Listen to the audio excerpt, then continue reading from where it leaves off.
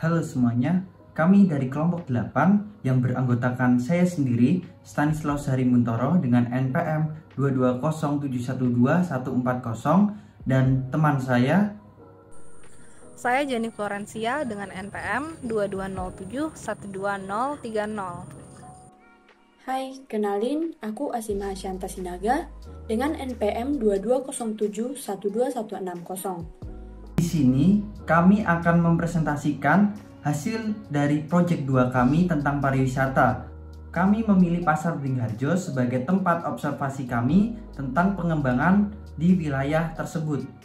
Untuk lebih spesifiknya, Pasar Beringharjo ini beralamat di Jalan Margomulyo nomor 16, Mupasan, Kecamatan Gondomanan, Kota Yogyakarta, Provinsi Daerah Istimewa Yogyakarta.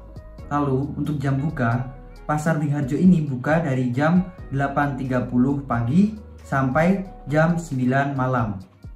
Untuk selanjutnya akan dijelaskan oleh teman saya. Nah, di sini saya akan menjelaskan mengenai sejarah Pasar Beringharjo. Jadi pada tahun 1758, didirikan sebuah bangunan di atas bekas lahan hutan beringin yang diharapkan dapat memberikan kesejahteraan bagi masyarakat, yakni untuk transaksi ekonomi. Lalu, pada tahun 1923, mulai dilakukan pembangunan los-los pasar, berupa bangunan pasar besar, dan pada tahun 1925, tepatnya pada bulan Agustus, 11 kios telah selesai dibangun dan yang lainnya menyusun secara bertahap. Kemudian, pada tanggal 24 Maret 1925, Sri Sultan Hamengkubuwono ke-8 menamai tempat tersebut sebagai Pasar Beringharjo. Selanjutnya, saya akan menjelaskan beberapa potensi yang bisa dikembangkan setelah kami melakukan survei ke Pasar Beringharjo ini. Yang pertama yaitu tempat parkir.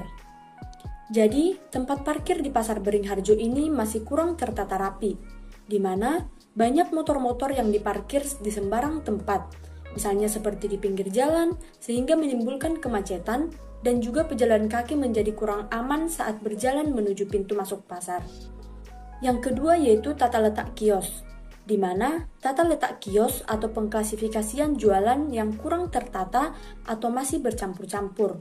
Misalnya seperti di tengah antar penjual pakaian, ada penjual oleh-oleh seperti makanan khas Jogja yang seharusnya berada di bagian penjual makanan. Selain itu, peletakan pakaian-pakaian yang menjorok keluar kiosnya membuat tempat berjalannya pembeli menjadi lebih sempit dan kadang sampai bersenggolan dengan pembeli lainnya. Yang ketiga yaitu lantai. Banyaknya lantai-lantai yang bolong di Pasar Beringharjo membuat kurangnya kenyamanan saat berbelanja di sana. Lantai-lantai yang bolong dapat menyebabkan kecelakaan bagi pengunjung yang kurang berhati-hati saat berjalan. Yang keempat yaitu kebersihan dinding. Kebersihan dinding Pasar Beringharjo terbilang kurang terawat dan kurang bersih. Banyaknya kotoran-kotoran atau noda-noda hitam yang melekat pada dinding menimbulkan kurangnya keindahan pada pasar dan mungkin bagi sebagian orang akan merasa kurang nyaman. Selanjutnya yang kelima yaitu tempat duduk. Tempat duduk yang kurang safety atau kurang nyaman bagi para pengunjung yang sedang beristirahat. Karena tempat duduk di sana tidak memiliki pegangan atau pembatas di ujung kanan dan kirinya. Yang keenam yaitu taman kosong. Jadi, kami menemukan masih banyak taman-taman yang kosong yang belum ditanami tumbuhan. Hal tersebut menyebabkan kurangnya keindahan pasar dan sangat mengganggu pemandangan bagi pengunjung. Padahal taman mini ini terlihat gembur dan lembab. Yang ketujuh yaitu tempat sampah. Tempat sampah tidak diberikan tanda pengelompokan sampahnya, seperti tempat sampah plastik dan tempat sampah kertas belum diberi tanda. Setelah kami lihat sampah-sampah di dalamnya masih bercampur-campur. Yang kedelapan itu papan denah pasar.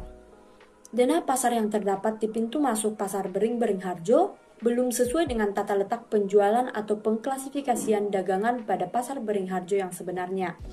Hal tersebut dapat menyebabkan pengunjung yang baru pertama kali berkunjung ke Pasar Beringharjo menjadi kewalahan, sehingga dibutuhkan perbaikan denah atau tata letak pasar. Yang ke-10 yaitu pos keamanan. pos keamanan pada Pasar Beringharjo terbilang kurang aman karena hanya terdapat satu pos keamanan di sana. Padahal Pasar Beringharjo cukup luas dan tentunya dengan satu pos keamanan masih sangat kurang. Sehingga untuk pos keamanan Pasar Beringharjo masih perlu dikembangkan. Sekian beberapa potensi yang bisa dikembangkan pada Pasar Beringharjo. Selanjutnya, untuk target yang akan dicapai akan dilanjutkan oleh teman saya, Jenny. Selain mendata potensi yang dapat dikembangkan, kami juga mematok target-target yang ingin kami capai agar Pasar Beringharjo bisa menjadi cagar budaya dan pusat kegiatan perekonomian yang terus terjaga dan bisa mengikuti perkembangan zaman yang terus berkembang setiap harinya. Kami memiliki beberapa target yang ingin kami capai agar Pasar Beringharjo tetap bisa mengikuti perkembangan zaman. Ada 4 aspek yang menjadi aspek utama dari target yang ingin kami capai. Yang pertama lingkungan, yaitu dengan terjaganya kebersihan dan keamanan lingkungan, pengunjung akan merasa nyaman untuk berkunjung ke pasar. Yang kedua ekonomi, yaitu jika lingkungan bersih, otomatis pembeli akan merasa lebih nyaman untuk melakukan transaksi jual beli di pasar. Yang ketiga yaitu sosial. Sumber utama dari kenyamanan berbelanja adalah adanya hubungan sosial yang baik antara penjual, pembeli, dan orang-orang yang ada di lingkungan pasar tersebut. Yang keempat yaitu budaya, yaitu memperbarui tanpa merubah bentuk awal.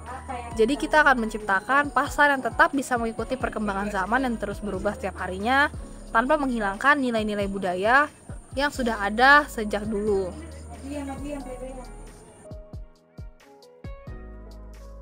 Untuk mewujudkan target-target itu, kami turut menghadirkan rencana kasar yang nantinya bertujuan untuk meningkatkan kualitas dan kenyamanan di Pasar Beringharjo. Kami memiliki beberapa rencana kasar. Yang pertama yaitu parkiran. Untuk parkiran sebaiknya dibuatkan tempat tersendiri, yaitu agar tidak terjadi penumpukan dan menghalang pejalan kaki. Ide dari kami yaitu mengalihfungsikan beberapa bangunan yang sudah tidak ada pedagang.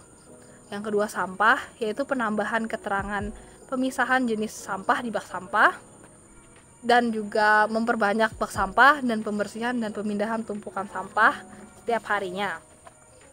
Yang ketiga yaitu taman. Penanaman tanaman pada taman-taman yang masih kosong, sehingga menambahkan keindahan dan keasrian di lingkungan Pasar Beringharjo. Yang keempat yaitu tempat duduk, mengganti tempat duduk menggunakan bahan yang lebih nyaman, sehingga para pengunjung bisa duduk dengan nyaman. Yang kelima itu ada tata letak kios, yaitu mengalokasikan tata letak Pasar Beringharjo dengan merubah lantai dasar menjadi tempat parkir motor. Yang keenam yaitu menambah pos keamanan di setiap lantai dan membuat jadwal patroli bagi satpam agar keamanan dari Pasar Beringharjo sendiri tetap terjaga.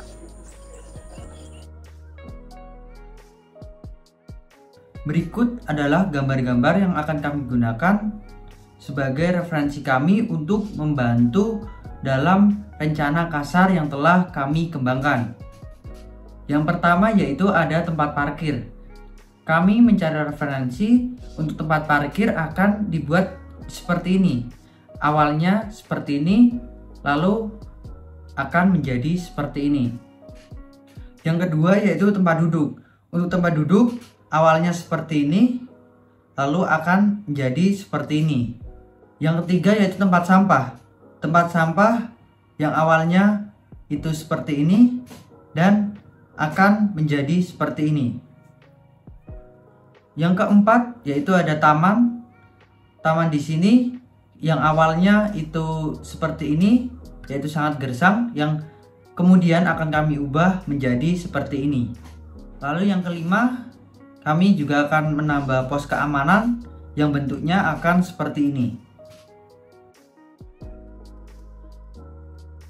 Untuk tata letak Pasar Beringharjo, kami mengambil referensi dari KKN tematik UMBY 2022 kelompok 88.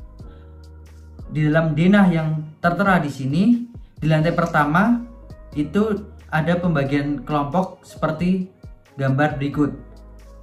Namun di bagian gedung utara, kami akan mengganti atau mengalokasikan tempat tersebut menjadi tempat parkir, supaya yang awalnya tempat parkir itu berada di jalanan akan dipindahkan ke tempat tersebut. Lalu untuk Beringharjo bagian selatan atau bagian tengah itu akan tetap sesuai dengan apa yang ada di referensi. Lantai kedua kita akan menata pasar Beringharjo menjadi seperti berikut. Untuk lantai ketiga kami akan mengikuti gambar yang akan kami gunakan sebagai referensi tata letak.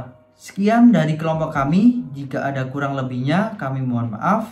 Sampai jumpa di proyek kami berikutnya. Terima kasih.